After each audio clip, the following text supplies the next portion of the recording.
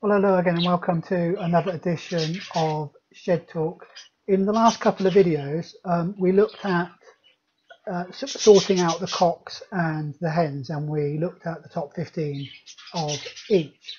So what I will do now is, based on the information that I collected during that sort, is pair up pairs 1 to 6. You're probably aware that I myself only have quite a small setup, so I've only got 6 breeding cages at the moment, so I can only pair up 6 at a time because I've only got 6 breeding cages. So we'll look at those pairs and how I pair up in this video. What I do normally is I use the information that I've gained from the sort, so the scoring system that I've used, and then I use my database. We did look at the database in a previous video, and what I will do is I'll put a link across the top of the screen for a link to that video where I looked at record keeping and databases. So I use the scoring system and then my records to identify the best way to pair up the top 6 cocks and the top 6 hens.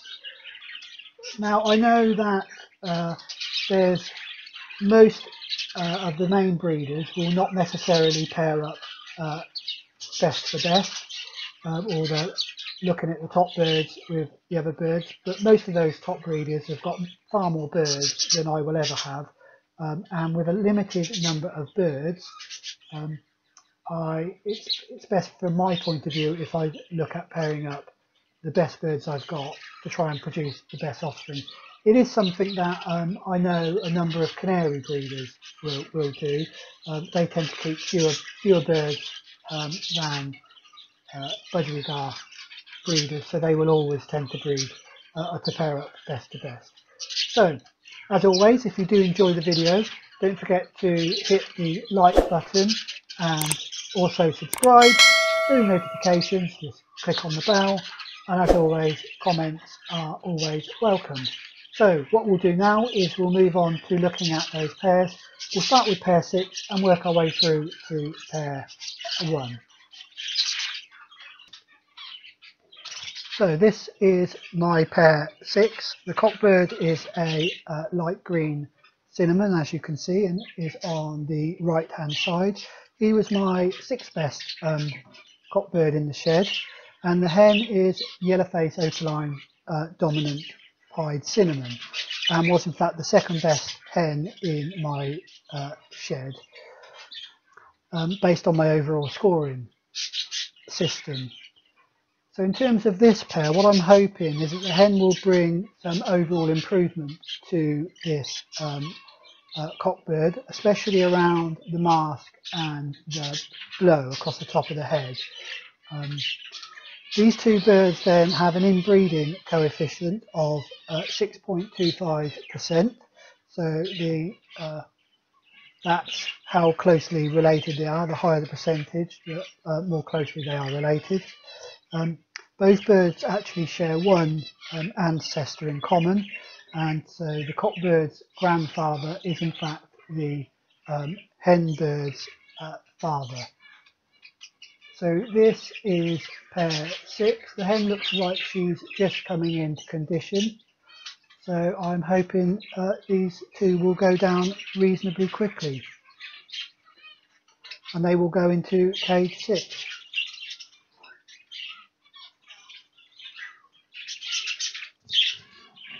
Moving on now then to pair 5. The Cockbird is a cinnamon opaline grey and was the 5th best Cockbird in my shed.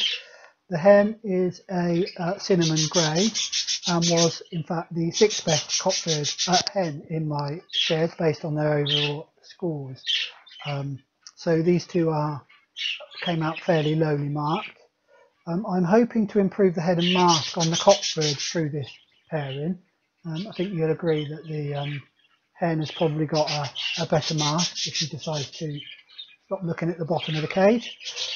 So the hen's got a better mask, so we're hoping for some improvement there. And I'm hoping that the faults of the hen does not bring down the overall style of the Cockbird. But as always, we'll need to wait and see whether that's the case. Inbreeding coefficient for these two birds, once again, is 6.25%, so not too closely related.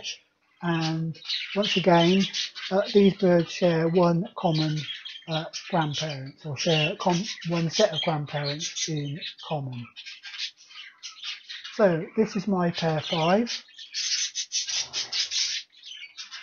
As always, let me have your views on whether you think or on my decision to pair these two together.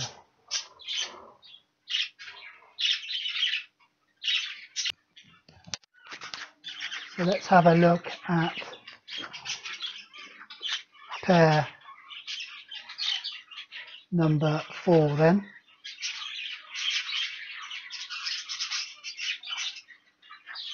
We've got a Cockbird, which is this year's bird, and a hen, which is one of my older breeding hens in my current breeding year.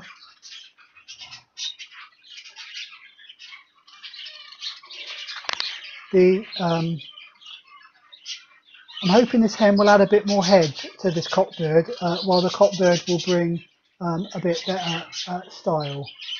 So, like I say, these two birds didn't score particularly highly, but the Cockbird is this year's bird. Hence the reason I suspect that it doesn't want to settle in the cage. The inbreeding coefficient on these two is a little bit higher. See if I can get Cockbird to come up. Is a little bit higher than the others, or the ones some of the ones we'll look at and have looked at. It's 12.5%, and the father of this Cockbird is the brother of the hen. So the father of the Cockbird is the brother of the hen.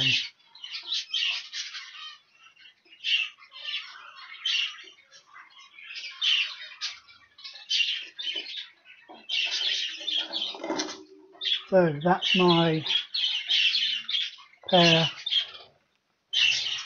4. Most uncooperative pair of the lot so far.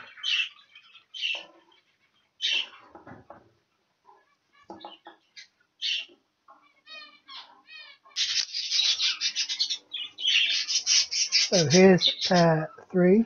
The cock is the cobalt on the right as we look at it, and that was the 3rd best Cockbird within the shed. The hen is a young cinnamon grey green and was the 5th best hen in my shed based on the overall scoring. The hen is this year's bird, so early bred 2021. I think you can look at the two birds, and in terms of what the hen brings to the pair, it's really more about the mask and certainly the depth and width of the mask. And I'm hoping in terms of spots she may improve the overall spots. She also has a reasonable above the eye head for a hen bird, so I'm hoping that will complement the look of the Cockbird. So overall, I'm hoping the Cockbird will then bring a bit more style to the pairing. They both lack a little bit of size, although the Cockbird, being a slightly older bird, looks a bit bigger. Their inbreeding coefficient is 4.8%, 9, so not too close, and this is mostly via a grandparent on the hen side, so the hen has some common grandparents, which is mainly what brings this down. So overall, I'm hoping this pair might produce some quite nice birds.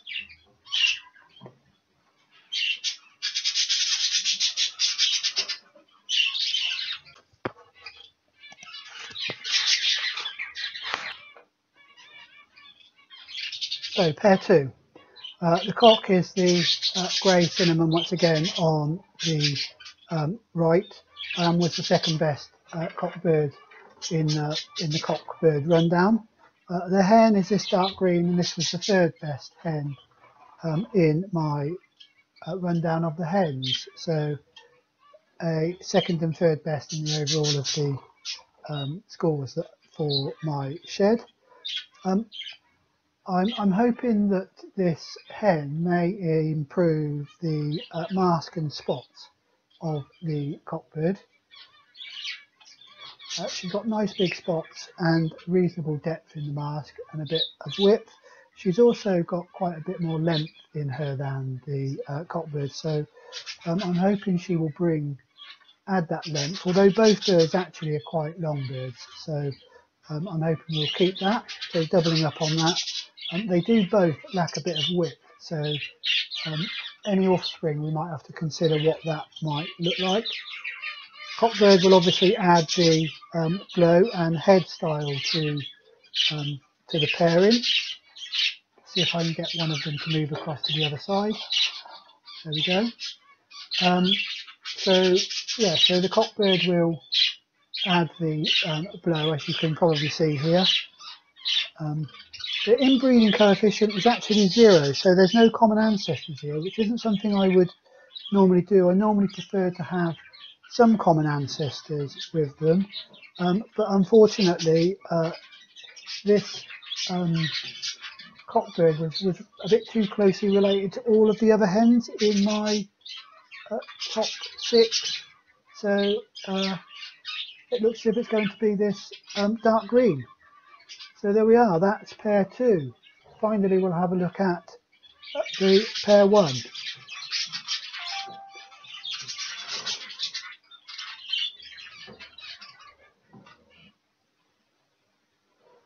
And finally then let's have a look at my pair 1. So it's the grey-green cock, which was the best cockbird in the shed, and the hen is the dominant pied sky blue, which is also the best hen bird in my shed based on their overall scores. I don't normally, or I don't usually put best to best. However, in this case, I've given it a try. They are a reasonable fit from my point of view, which helps. And given that I've got a limited number of birds to choose from, it's something I would do. I know it's fairly common. I think I've said this in the intro. I know it's fairly common amongst the canary breeders who keep far fewer stock birds than we do. The hen, I'm hoping, will add a bit more style to the bird. She's a nice style bird, but overall they do complement each other. I'm hopefully doubling up on the good points on both birds. Inbreeding coefficient is 3.13, so not too close. They have 3 grandparents in common. So there's pair 1. Like I say, let me know your thoughts on all of the pairs. Anything you would have done differently, please do leave in the comments.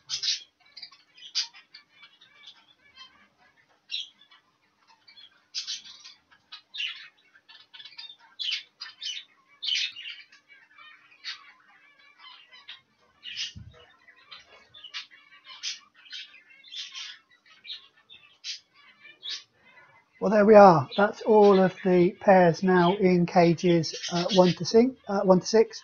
Let me know again your views on the various pairings. In the next video, we'll be looking at a general update on the shed. I'll maybe take a couple of the babies that were in the nappy flight behind me out, because they're reached their 6-month-old, so they're ready to go in the main flight. So we'll have a look at those before I move them. But until then, as always, do stay safe and please do enjoy your birds.